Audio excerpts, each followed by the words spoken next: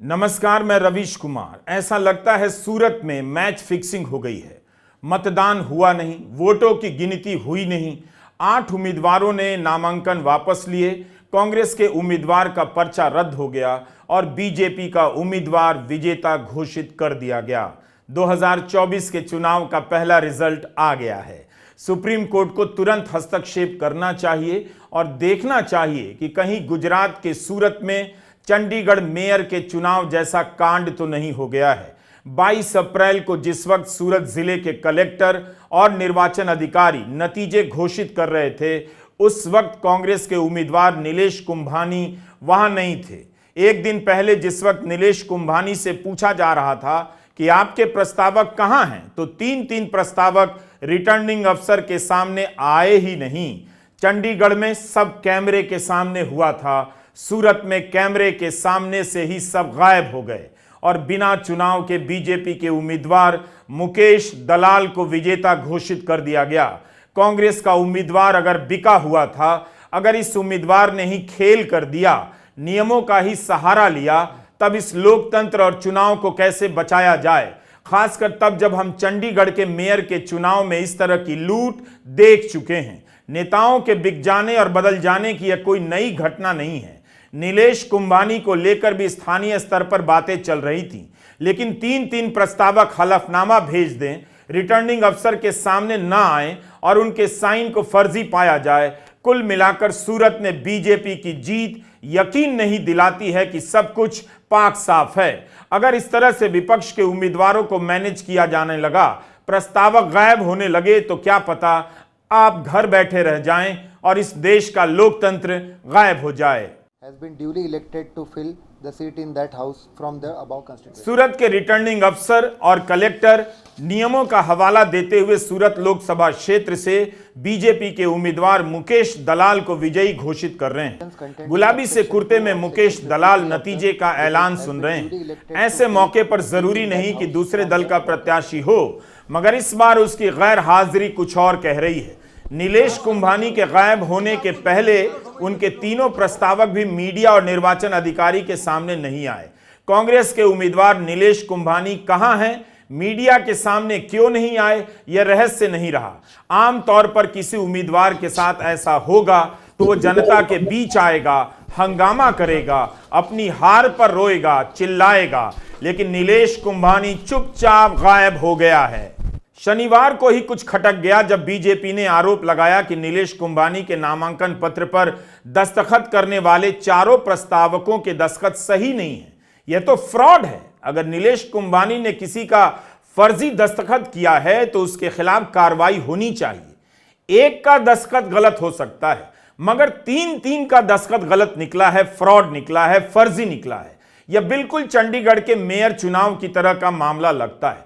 अगर सूरत के केस में फ्रॉड हुआ है तो क्या सुप्रीम कोर्ट ऐसा होने देगा? मुकेश दलाल बीजेपी के उम्मीदवार हैं। उनके इलेक्शन एजेंट दिनेश जोधानी ने शिकायत दी कि नीलेश कुंभानी और उनके डमी उम्मीदवार के प्रस्तावकों के दस्तखत सही नहीं है। नीलेश कुंभानी के 3 प्रस्तावक निर्वाचन अधिकारी के सामने ही नहीं आए। दैनिक भास्कर ने लिखा है कि जब इन तीनों प्रस्तावकों को बुलाया गया तो वे निर्वाचन अधिकारी के सामने नहीं आए। जब ये सामने नहीं आए तो इनके हलफनामे पर क्यों विश्वास कर लिया गया?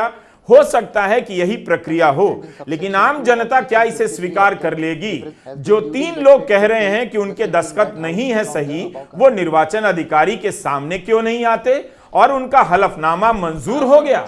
ये तीनों कहां चले गए? ये लोग कौन हैं? क्या इतना सरल है कि हलफनामा दे दिया और गायब हो गए? ये चुनाव हो रहा है या चुनाव के नाम पर मजाक? दैनिक भास्कर ने लिखा है कि डमी उम्मीदवार के प्रस्तावक को सफाई के लिए बुलाया गया तो वह भी नहीं आया। कांग्रेस के उम्मीदवार का नामांकन इस तरह से रद्द कर दिया गया। यह सब कैसे हो सकता है? प्रस्तावक सामने नहीं आया, हलफनामा भिजवा दिया कि दस्तखत उनके नहीं है। 3 प्रस्तावक नहीं आए, चौथा भी नहीं आया। क्या चारों का पेट खराब हो गया? क्या आपको या किसी को इसमें कुछ भी संदेह नहीं? अगर उनके दस्तखत सही नहीं थे तो क्या नीलेश कुंभानी के खिलाफ केस दर्ज नहीं होना चाहिए? यह मामला सामान्य नहीं है, इसमें कोई बहुत बड़ी गड़बड़ी नजर आती है। निर्वाचन अधिकारी ने नीलेश कुंभानी को सफाई देने के लिए बुलाया, दैनिक भास्कर ने अपनी रिपोर्ट में लिखा है कि नीलेश कुंभानी कलेक्ट्रेट के पिछले दरवाजे से चुपचाप निकल गया। ऐसा कौन करता है? किसी की उम्मीदवारी रद्द हो जाए, प्रस्तावक मुकर जाए, गायब हो जाए, उससे बात ना करे और उम्मीदवार चुपचाप पिछले दरवाजे से निकल जाएगा। यह कैसा उम्मीदवार है जो किसी के दस्तखत के साथ फ्रॉड भी करता है? या अगर प्रस्तावकों ने कहा है कि उनके साइन सही नहीं है, तो फिर इस आदमी ने साइन किससे कराई? कार्रवाई क्यों नहीं होती है? निर्वाचन अधिकारी के सामने लाइव सुनवाई चल रही थी। दैनिक भास्कर ने लिखा है कि निर्वाचन अधिकारी के सामने कांग्रेस के वकील ने कहा कि कांग्रेस 125 साल पुरानी पार्टी है, 25-30% वोट मिलता है, क्या हमें प्रस्तावक नहीं मिलेगा? तब भाजपा के वकील ने कहा, आपके प्रस्तावक ने कहा है कि उनके दस्तखत नहीं है। इस पर कांग्रेस के वकील ने कहा, उनसे संपर्क करने की कोशिश की जा रही है, वो बात नहीं कर रहे हैं, बता नहीं रहे हैं कि उन्होंने ऐसा क्यों कहा, उन्होंने झूठ क्यों बोला, पता नहीं। इस पर भाजपा के वकील ने कहा कि अगर उम्मीदवार सच बोल रहा है तो उनके प्रस्तावक कहां हैं? इस पर कांग्रेस के वकील ने कहा, उनके अचानक गायब होने पर वे खुद भी हैरान हैं। जिलाधिकारी और रिटर्निंग अफसर ने पाया कि दस्तखत असली नहीं है, सही नहीं है, यानी फर्जी है। has been duly elected to fill the seat in that house from the above constituency. Thank you. Media report है कि तीनों ही प्रस्तावक कुंभानी के ही रिश्तेदार थे, मगर अब किसी को मिल नहीं रहे हैं। अब बताया जा रहा है कि जिस नोटरी ने इनका हलफनामा तैयार किया है वो बीजेपी का है, उसी ने हलफनामा तैयार किया जिसे रिटर्निंग अफसर को जमा किया गया। तीनों रिटर्निंग अफसर के सामने नहीं आए तो क्या बिना उनकी गवाही के सामने हाजिर हुए केवल हलफनामा को पर्याप्त माना जा सकता है? हमें इन नियमों की जानकारी नहीं है, सहज बुद्धि से सवाल है। इससे तो कोई भी प्रस्तावक को गायब कर देगा, उठा ले जाएगा और हलफनामा भिजवा देगा, किसी की उम्मीदवारी रद्द हो जाएगी। क्या हुआ होगा सूरत में? क्या नीलेश कुंभानी बीजेपी से मिला हुआ था? तब भी यह खतरनाक है। नीलेश कुंभानी के तीनों प्रस्तावकों को क्या रात में ईडी के अधिकारी सपने में आ रहे थे? ये कहां गायब हो गए? किसके डर से गायब हो गए? दरअसल यही सवाल है जो देश को बताना चाहिए कि ये तीनों कौन हैं, इनका नीलेश कुंभानी से क्या संबंध है, नीलेश कुंभानी पर बीजेपी का क्या दबाव है या संबंध है, और चारों मीडिया के सामने आज क्यों नहीं है। कांग्रेस कहती है कि रिटर्निंग अफसर के खिलाफ केस करेंगे, यानी जिलाधिकारी के खिलाफ केस करेंगे। चुनाव की पहली बड़ी शर्तों में से एक यह है कि चुनाव भयमुक्त हो, बिना दबाव के हो, लेकिन सूरत की घटना देखकर नहीं लगता कि भय, दबाव और प्रलोभन का कोई भी रोल नहीं होगा। कांग्रेस के उम्मीदवार का नामांकन रद्द होते ही बाकी 8 उम्मीदवारों ने अपना नामांकन वापस ले लिया। इसमें बसपा का भी एक उम्मीदवार है। यह पर्याप्त कारण है समझने के लिए कि इस चुनाव को किसी और तरीके से मैनेज किया जा रहा होगा। आप इस वीडियो में देखिए कि विजेता उम्मीदवार जो कि गुलाबी कुर्ते में है कहां बैठा है, किस तरह से बिठाया गया है। आदरणीय वडाप्रधान नरेंद्र मोदी साहब અને અમારા આદરણીય પ્રદેશ પ્રમુખ CR પાટીલ સાહેબનો હૃદયપૂર્વક આભાર માનું છું। इस मामले पर ट्वीट करते हुए कांग्रेस के मीडिया प्रभारी जयराम रमेश ने लिखा है कि लोकतंत्र खतरे में है। आप क्रोनोलॉजी समझिए। सूरत जिला चुनाव अधिकारी ने सूरत लोकसभा से कांग्रेस प्रत्याशी नीलेश कुंभानी का नामांकन रद्द कर दिया है। कारण 3 प्रस्तावकों के हस्ताक्षर के सत्यापन में खामी बताई गई है। कुछ इसी तरह का कारण बताकर अधिकारियों ने सूरत से कांग्रेस के वैकल्पिक उम्मीदवार सुरेश पडसाला के नामांकन को खारिज कर दिया। अब जयराम आगे लिखते हैं कि कांग्रेस पार्टी बिना उम्मीदवार के रह गई है। बीजेपी प्रत्याशी मुकेश दलाल को छोड़कर बाकी सभी उम्मीदवारों ने अपना नामांकन वापस ले लिया। 7 मई 2024 को मतदान से लगभग 2 सप्ताह पहले ही 22 अप्रैल 2024 को सूरत लोकसभा सीट से भाजपा के उम्मीदवार को निर्विरोध जिता दिया गया।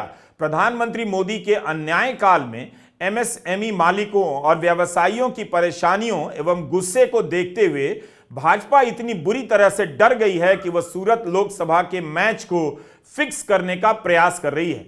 इस सीट को वे लोग 1984 के लोकसभा चुनाव के बाद से लगातार जीतते आ रहे हैं। ये सब जयराम रमेश के ही शब्द हैं और वे आगे लिखते हैं कि हमारे चुनाव, हमारा लोकतंत्र, बाबा साहब अंबेडकर का संविधान, सब कुछ भयंकर खतरे में है। जयराम लिखते हैं कि मैं दोहरा रहा हूं, यह हमारे जीवन काल का सबसे महत्वपूर्ण चुनाव है। कांग्रेस नेता और सांसद राहुल गांधी ने ट्वीट कर कहा है, तानाशाह की असली सूरत एक बार फिर देश के सामने है। जनता से अपना नेता चुनने का अधिकार छीन लेना बाबा साहब अंबेडकर के संविधान को खत्म करने की तरफ बढ़ाया गया एक और कदम है। मैं एक बार फिर कह रहा हूं, यह सिर्फ सरकार बनाने का चुनाव नहीं, यह देश को बचाने का चुनाव है, संविधान की रक्षा का चुनाव है। कुछ ऐसा ही दिखा था चंडीगढ़ के मेयर के चुनाव में। सबकी आंखों के सामने रिटर्निंग अफसर ने धांधली की, मगर बीजेपी स्वागत करने लग गई। गोदी मीडिया जीत का जश्न मनाने लग गया। यहां तक कि पंजाब हरियाणा हाईकोर्ट ने नतीजे पर रोक लगाने से इनकार कर दिया। सुप्रीम कोर्ट ने तो अपने फैसले में यह भी कहा कि हाईकोर्ट भी फेल हो गया। क्या यह सब होना संवैधानिक व्यवस्थाओं के टुकड़े टुकड़े में खत्म करना नहीं? अगर सुप्रीम कोर्ट ने हस्तक्षेप नहीं किया होता तो आज चंडीगढ़ में लोकतंत्र लूटा जा चुका होता। रिटर्निंग अफसर अनिल मसीह पर सुप्रीम कोर्ट के सामने झूठ बोलने का केस चला। सुप्रीम कोर्ट ने वीडियो देखते हुए कहा कि यह लोकतंत्र की हत्या है और हम यह हत्या नहीं होने दे सकते हैं। अनिल मसीह ने मेयर के मतदान में विपक्ष के वोटों पर चिन्ह लगाकर सभी वोट रद्द कर दिए गए और भाजपा के उम्मीदवार को जिता दिया गया। अनिल मसीह की सारी करतूत कैमरे पर रिकॉर्ड हुई। चीफ जस्टिस ने वीडियो देखने के बाद कहा कि पीठासीन अधिकारी को बताया जाए कि सुप्रीम कोर्ट उन पर नजर रख रहा है। इस व्यक्ति के लिए सरकार ने बड़े बड़े वकील खड़े कर दिए। कोर्ट ने सवाल किया कि वह कैमरे की ओर क्यों देख रहे हैं और भगोड़े की तरह क्यों भाग रहे हैं। सुप्रीम कोर्ट ने मतदान का पूरा वीडियो मांगा और बाद में नतीजे को पलट दिया। जिसे हारा हुआ घोषित किया गया था उसे विजयी घोषित किया गया। सुप्रीम कोर्ट ने कहा था कि आए दिन हम दल बदल देख रहे हैं, हॉर्स ट्रेडिंग देख रहे हैं, यह बहुत चिंताजनक मामला है। इसी फरवरी की तो बात है। अब देखिए 2 महीने के भीतर गुजरात के सूरत में क्या हो गया। सूरत में जो हुआ है वो सामान्य नहीं है। 8 उम्मीदवार अपना नामांकन वापस ले लेते हैं और एक का नामांकन रद्द हो जाता है। कांग्रेस उम्मीदवार के नामांकन पत्र पर दस्तखत करने वाले तीनों प्रस्तावक गायब हो गए। क्या इसी की जांच नहीं होनी चाहिए कि इन तीनों ने कहीं साजिश के तहत साइन आधे अधूरे तरीके से तो नहीं की और इस खेल में नीलेश कुंभानी भी शामिल था या नहीं? अगर चारों शामिल पाए जाते हैं तब तो यह फ्रॉड है और अगर ऐसा पाया जाता है तो नियमों का क्या मतलब रह जाएगा? तीनों प्रस्तावकों के नाम हैं जगदीश सवालिया, ध्रुविन धमेलिया और रमेश पोलरा।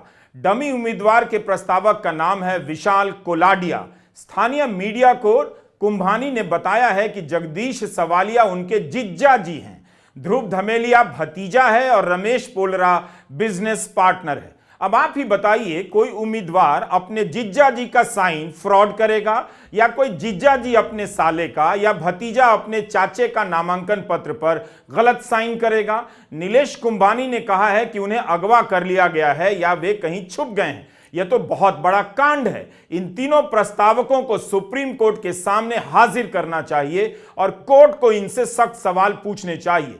इनके दस्तखत की जांच होनी चाहिए। अगर इस साजिश में तीनों प्रस्तावक और उम्मीदवार शामिल हैं तो इन चारों पर गंभीर धाराओं के तहत कार्रवाई होनी चाहिए। लोकसभा का प्रत्याशी इस तरह से गायब हो जाए, उसके प्रस्तावक गायब कर दिए जाएं, इससे सवाल तो उठेगा ही कि कहीं ये मैच फिक्सिंग तो नहीं है। कितनी बड़ी बात हुई है। सूरत लोकसभा क्षेत्र के मतदाताओं को वोट करने का मौका नहीं मिला। कितनी बार इस चुनाव के दौरान आपने सुना होगा कि अब चुनाव नहीं होंगे, यह आखिरी चुनाव हो सकता है। सूरत का चुनाव एक तरह से उन आशंकाओं को मजबूती दे रहा है। 15 लाख वोटर को वोट डालने का मौका नहीं मिलेगा। उनके लिए इस चुनाव का क्या मतलब रह जाएगा? यह कौन कह सकता है कि सूरत की घटना कहीं और नहीं दोहराई जाएगी? इससे पहले मध्य प्रदेश के खजुराहो से इंडिया गठबंधन के उम्मीदवार का पर्चा रद्द हो गया तो वहां किसी और को समर्थन दिया गया है। समाजवादी पार्टी उम्मीदवार का पर्चा खारिज हो गया। 2 ऐसे केस हो गए। क्या इसे हल्के में लिया जा सकता है? अरुणाचल प्रदेश में विधानसभा चुनाव हो रहे हैं, वहां भी 10 उम्मीदवार बिना किसी विरोध के विजयी घोषित कर दिए गए हैं। ये सभी बीजेपी के ही उम्मीदवार हैं।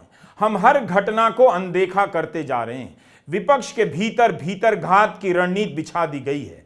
ईडी नेताओं को जेल में डाल रही है। दूसरे कई हथियारों से विपक्ष की डाल काटी जा रही है।